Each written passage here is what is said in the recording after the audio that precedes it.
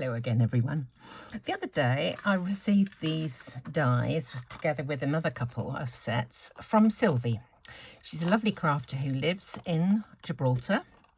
I got to know her through my challenge blog, Less is More, and actually met her in person at one of the craft shows at Alexandra Palace.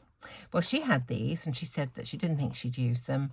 Could I use them? And she very kindly sent them to me. So today I thought I would show you my forays into using these particular dies. This one, it really made me very nostalgic, in fact, because my grandma my memories of my grandma were this sort of black shiny straw hat with daisies on the front, and she always wore a butterfly enamel brooch, and this butterfly reminds me of my grandma. So I was playing around and I made a couple. So I thought what I would do, this is Mark II, this was Mark 1, this is Mark 2. So what I thought I would do is just pop this onto a card panel, and here I'm just waiting for this to dry. In fact, I don't know if you can see, it's so pretty. It's some NUVO Glimmer paste, which I just put through a stencil. It's this one. I've made this myself. I cut it with the my silhouette portrait, just little stars. Taped it down, dragged it through part of it, not the whole thing, with my palette knife. Oh, I need to clean that. And just did it. You can see how fresh it is. So I'm waiting for that to actually dry, and I don't really know exactly how long it takes to dry thoroughly. But what I thought I would do is to pop the butterfly into amongst the stars, kind of like that. This is just the front panel, like that, and then perhaps have a happy birthday or something, again in gold mirror card on there. But as I say, I'm still sticking to my watch, still waiting for that to dry, so I'll sort that later. But what I'll do is just show you how I went kind of from that to that. Okay, let me put these out of the way, put those where I can reach them in case I need them. So the first thing to do was to cut. You see, there are 4, well, these are just the small ones. I'll just put those away for the minute. There's a base layer, and then there's this line surround. So I'm cutting the base layer from just plain white cardstock. Doesn't matter what you use. It can be scrap because it's going to be covered up. So I'll just cut out one of these. The line one I cut from gold mirror card, so we'll do that presently. Right, here's my butterfly, the base layer. There it is. I'm reserving judgment on this mat. I don't know if I may get used to working on it. I don't know. It's just a bit odd. But to get that colour in the background, can you see? I use these 2 Luscious powders. This one's called Peacock, and this one's called Out of the Blue. And both of them are just the most amazing colours. So all I did to put that colour onto the butterfly base, got some water and a brush, dip my brush into the water, clean it off, just dip it into the powder, and then mix up a little of the colour with just I don't need a whole bunch, and I can get more if I need it. And then I need a bit more water, in fact. Paint it on. And I painted the peacock colour all over. There we go. Just, they're so glimmery, these powders. I absolutely love them. I don't know what the recognised way to do this is, but it works for me, so I'm doing it. Just cover over the whole of the butterfly.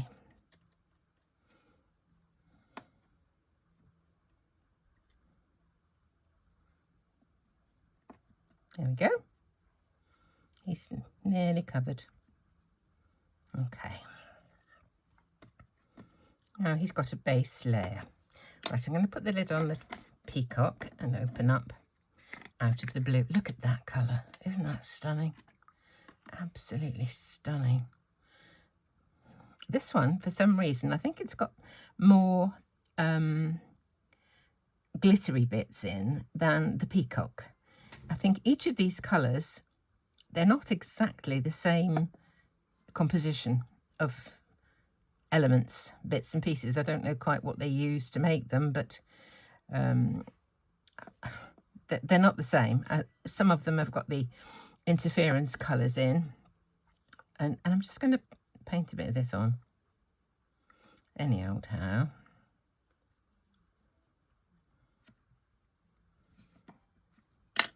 Now, what I did before was just give it a little spritz of water.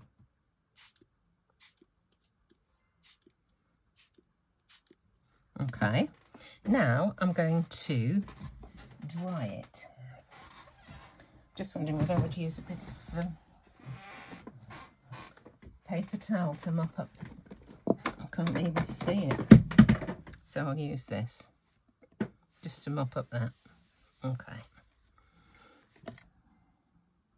That's where my finger went, wasn't it? Okay. Now I'm just going to do my heat tool, and I'm going to hold it still by surrounding it with a bit of my tweezers.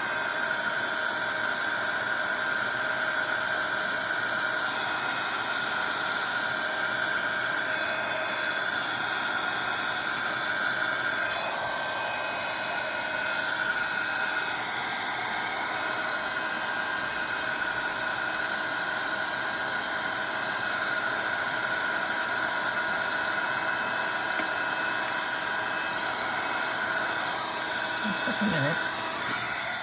I just want to get some colour back on those bits that have where it's run and dried off. Let me just get some of the colour off here.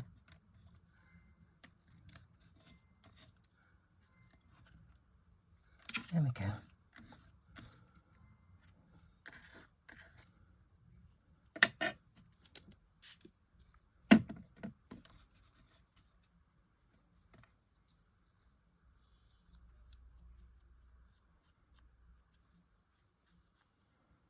There we go. Just want to make sure there's colour everywhere, really. Okay. It may look dreadful at this point, but, you know, things are going to happen. It'll change it, so fear not.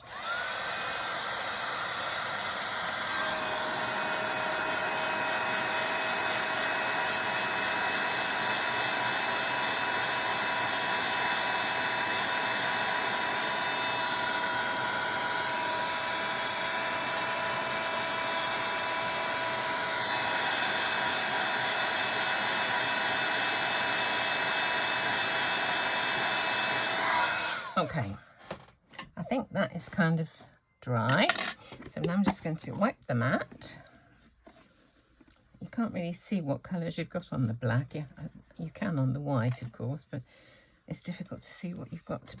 I do a lot of picking up of colour from the mat, of course, as you may well remember. Now, the next thing I did was to stamp this. It's a music manuscript stamp. Very, very fine. This is by Indigo Blue as well.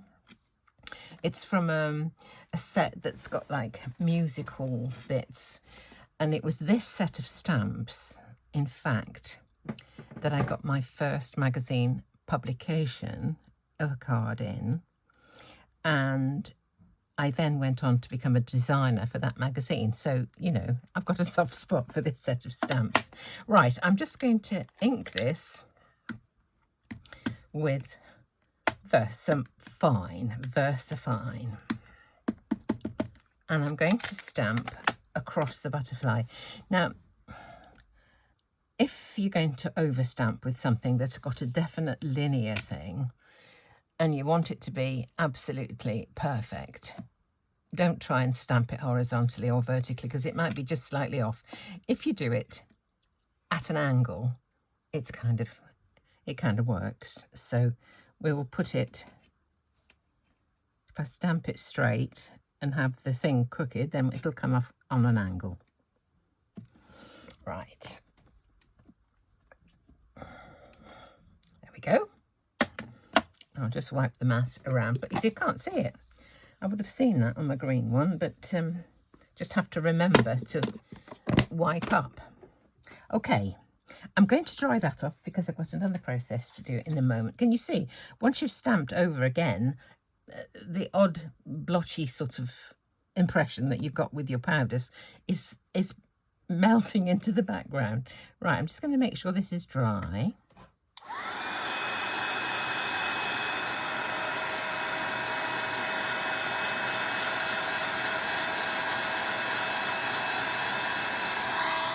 Okay, next thing I'm going to do is to coat it with ultra thick embossing enamel. You can use regular clear embossing powder if you wish, but you will need more layers. I actually used regular embossing powder on this one and had about 4 layers, but this one just had 2 layers of ultra thick. So if you want to save yourself a bit of time, use the thick stuff, the ultra high. Dirty old thing, because I'm going to be stamping over black inking, so I just don't want to ruin my brand new clean whatever. Right, now I'm going to just get a piece of paper to put underneath this, and I'm going to sprinkle with my UT. Now this, it doesn't grip to the Versamark like the thin stuff would, because, you know, the pieces are bigger, and so there's going to be more that are sort of sitting on the top. So what I do with this one is to heat it from underneath. If I started to heat it from the top, some of those grains of powder that are just sitting on top of other pieces would just fly away. So if I heat it from underneath, then that shouldn't happen. Now, this is where you have to kind of be careful. It's quite difficult to hold something like this while you are heating.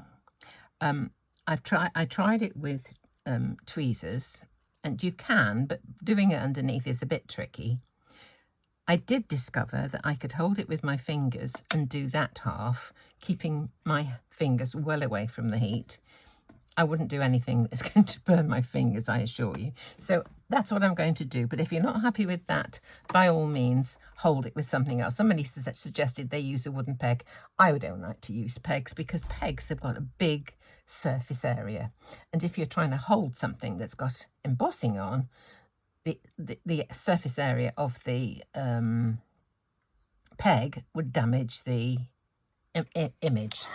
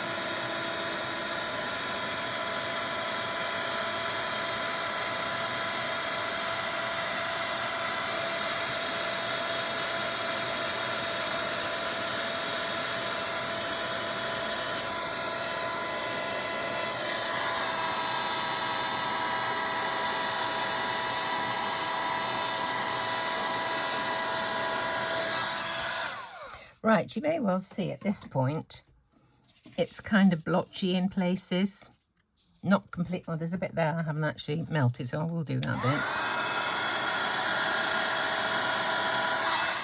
But it does look blotchy, but fear not, the next layer will make it smooth.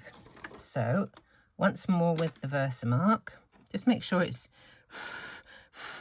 cool first of all, because if it's still warm, and this will stay warm longer because it's the thick stuff, make sure it's cool, because if you try and stamp it when it's still warm, you'll get embossing powder onto your stamp. You'll make the embossing a bit wrinkly, so just make sure it's cooled down first. Okay, back to another layer of UT. Just look at it, isn't it lovely? How the colours shimmer, just like my grandma's brooch. This beautiful enamel brooch she had. She wore it always. My memories of my grandma. The hat, the brooch, and she always wore an apron, which was like an overall, a sleeveless thing, wrapped over at the front with ties that tied round the back, V-neck. That was first, and then she put a pinny on top of that, a pinafore on top of that, to keep that clean. Bless her. Clean to keep clean. Right, here we go.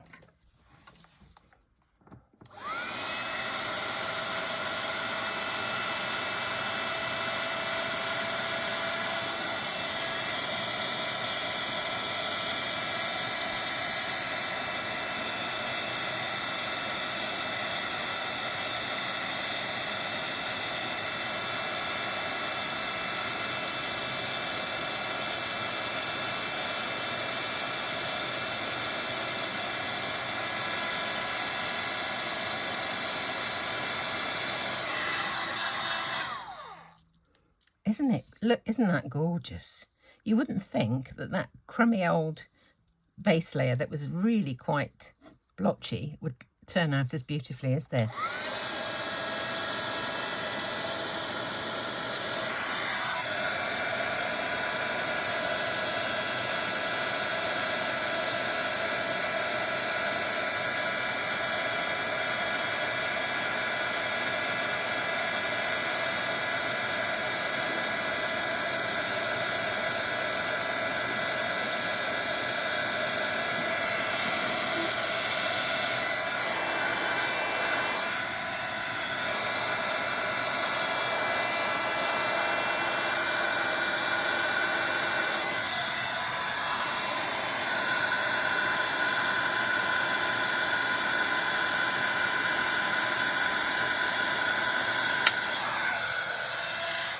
Right, I'm just going to take this paper away for a minute.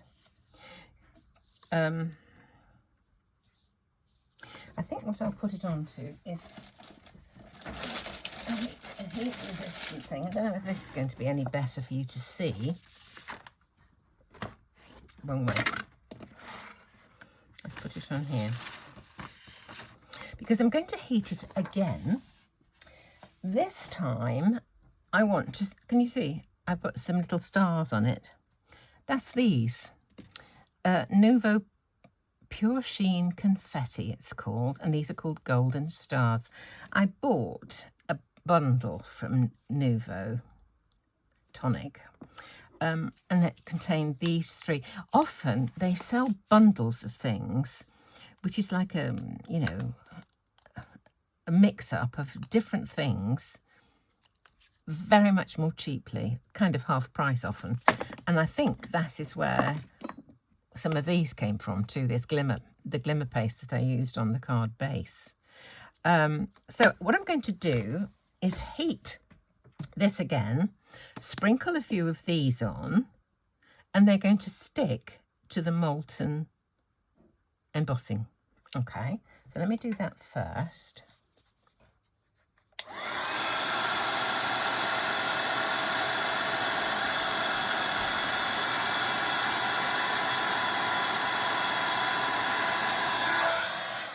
Just going to do this one side.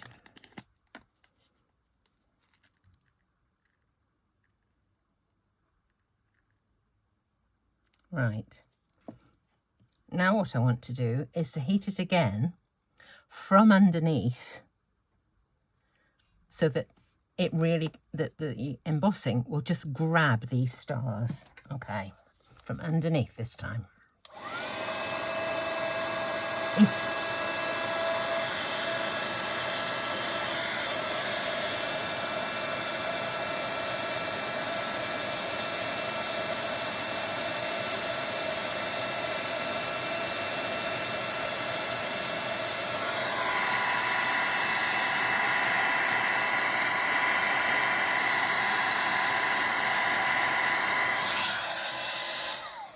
as you saw, once I saw they were stuck underneath, then I went on the top just so that they can meld into that embossing.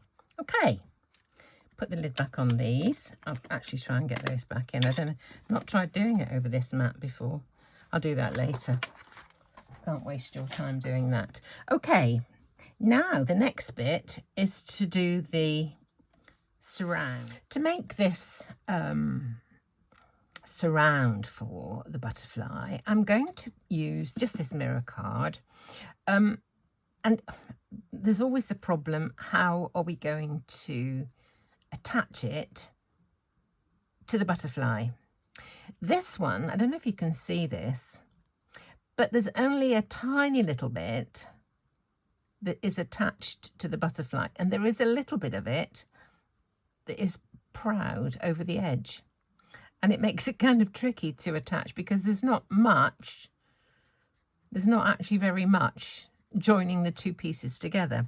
So I'm going to put some double-sided tape onto the back of the mirror card, and then I'm going to cut the butterfly from the mirror card, and we hope it's going to stick.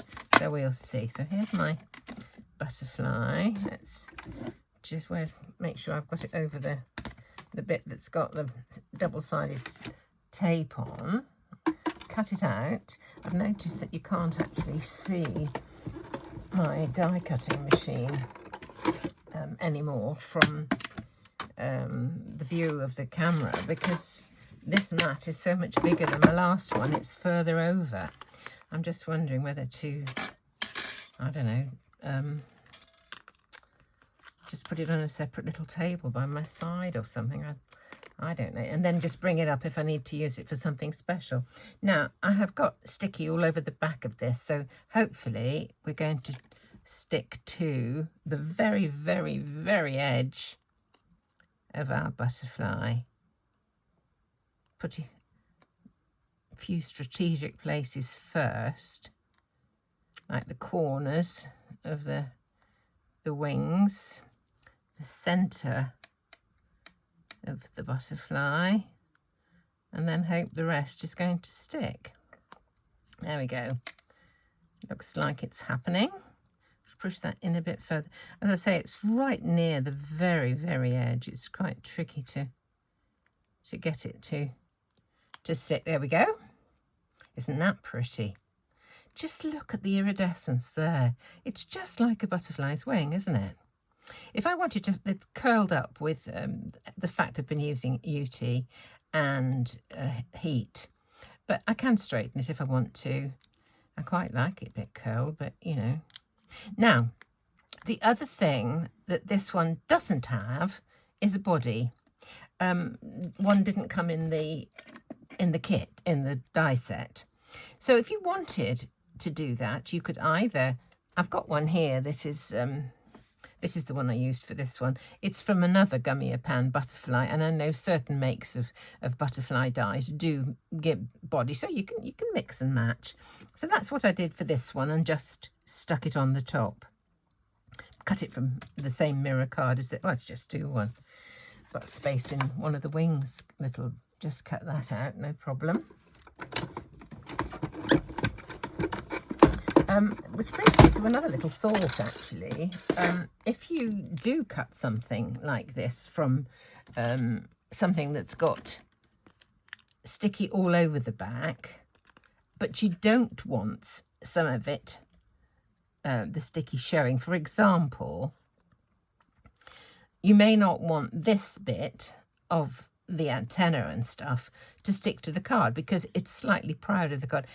If you don't want that bit to stick, or any of these other bits that are showing around the outside, just a little bit of talcum powder, cornstarch, anti-static stuff over it will stop that sticky from sticking it to the card front. So there we go. So this is kind of what I have in mind, to have one of these butterflies on the front of my card, which I can't find at the minute. What have I done with it? I have no... Oh, here it is. Here it is. Covered it up with something else. There's my card. put my butterfly on the top, whichever way you fancy it facing, little sentiment, and it's done. But I think the effect of that embossing over that Luscious powder is absolutely fab. So have a bit of fun, have a go, and thank you so much for watching.